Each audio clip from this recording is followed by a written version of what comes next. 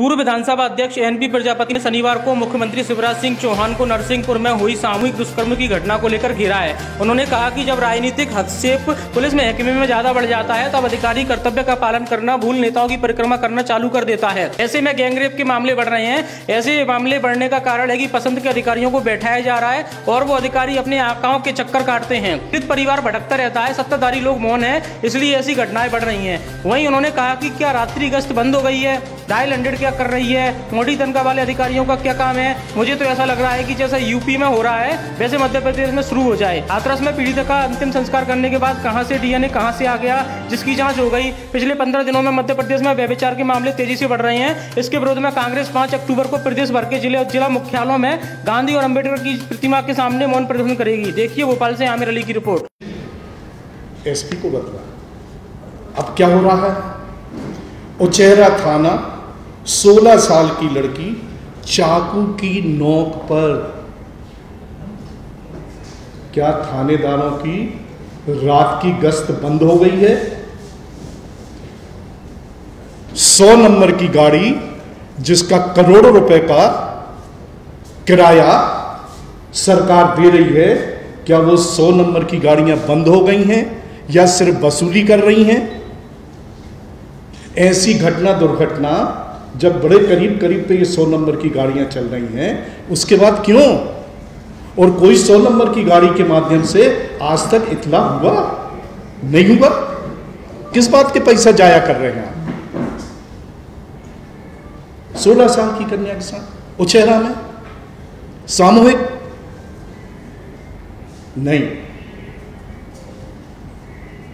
आपको कोई ना कोई ये विचार करना पड़ेगा कि ये दुर्घटना हो क्यों रही है, उस तय में क्यों नहीं जा रहे। ये कर दिया हमने, इसको इतनी घोषणा कर दी, उस थानेदार का ये कर दिया, वो ठीक है अपनी जगह। लेकिन आपने कभी कोशिश की कि 1 घटना 2 घटना 3 घंटा हो गई, उस रेंज के आईजी डीआईजी पूरा महकमा है, इंटेलिजेंस है, क्या कर रहे हैं ये? क्या प्रदेश में ये घटनाएं ऐसी होने देंगे? नहीं। ये सिर्फ 6 महीने में ये गैंगरेप का बदलाव फिर इसलिए आया है कि अपनी अपनी मर्जी के चीन के अधिकारी पूरे मध्य प्रदेश में विशेषकर पुलिस महकमे में बिठा ले गए और उसका ये प्रतिफल है। दूसरे जगह भी ऐसी स्थानांतरण हो रहे हैं। हो रहा होगा चुनाव आयोग, अगर सामूहिक अगर कोई पूरे प्रदेश का चुनाव होता तो 45 दिन पहले आचार संहिता लग जाती। यहां 28 दिन पहले है तो 6 दिन पहले लग रही है। उस तब तक ये स्थानांतरण हो रहे हैं। मैं स्थानांतरण की बात कर रहा हूं। इससे लोगों के, अधिकारियों के, कर्मचारियों के हौसले बुलंद हो गए कि हमारे पीठ पे हाथ है, और उसका ये भोग बच्चियां, बेटियां, वो परिवार, वो माँ बाप थानों के चक्कर काटते हैं। पुलिस वाले उनको ऐसा लाचार समझ के छोड़ देते हैं और उन्हीं को बंद करते हैं। उन पुलिस वालों की नैतिकता भी खत्म हो गई। कहते हैं ना, पुलिस वाले अपने बाप के नहीं होते। अरे कम से कम बच्चियों के हो जाओ, वो अबोध बच्चियों के हो जाओ। पिछले 15 दिन में हुआ, ये दर्शाता है कि बोलते क्या हैं, करते क्या हैं, और जनता को कैसे मन भावन बातें करके जब वोट बैंक खसकने लगता है तो ऐसी बातें करके डाइवर्ट कर देते हैं, मोड़ देते हैं। साथियों, यहाँ दुराचार जितने भी 15 दिन में हुए हैं वो एक व्यक्ति द्वारा नहीं किया गया, बल्कि सामूहिक गैंगरेप हुए हैं। अंतर समझ लीजिए, ये सब गैंगरेप हुए हैं। अब प्रश्न ये उठता है, कारण क्या है?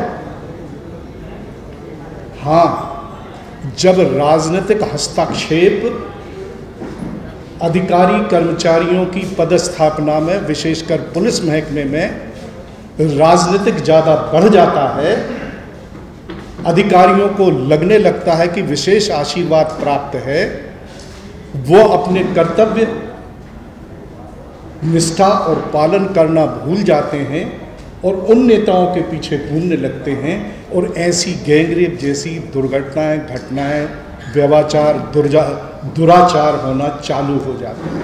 आप ये देखिए, 2 साल से लेकर 16 साल तक, ये 4-5 जगह जुड़वा मैं बताने जा रहा हूं आपको। ये है क्या? ये है क्या? उत्तर प्रदेश से सीख नहीं सीखे हम करते क्या हैं राजनीतिक लोग?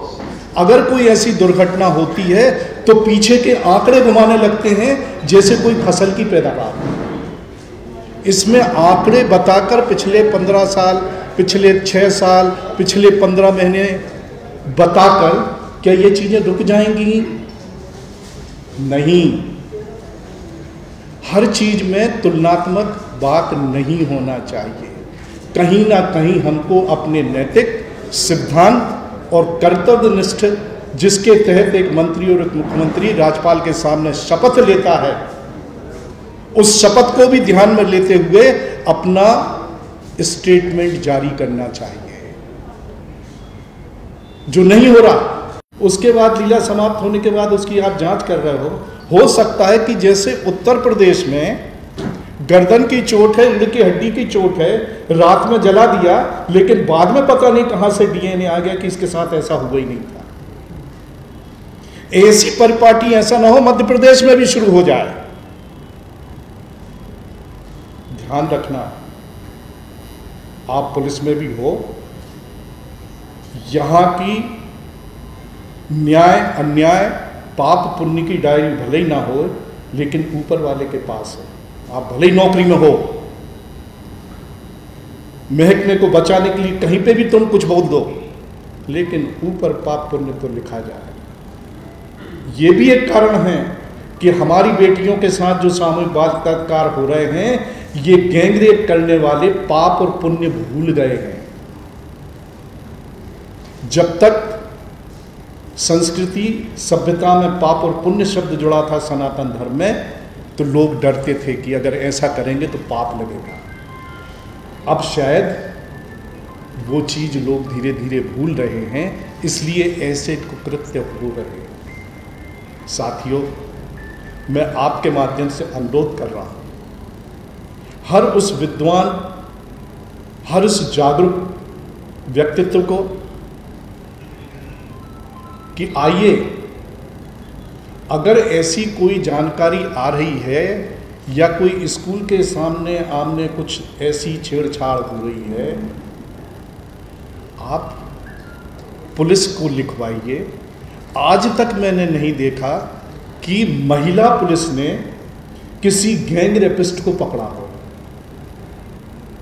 महिला थाने हैं, महिला पुलिस हैं, महिलाओं के माध्यम से बेटियों की रक्षा क्यों नहीं हो पा रही है? क्या कोई नीति बनाएंगे?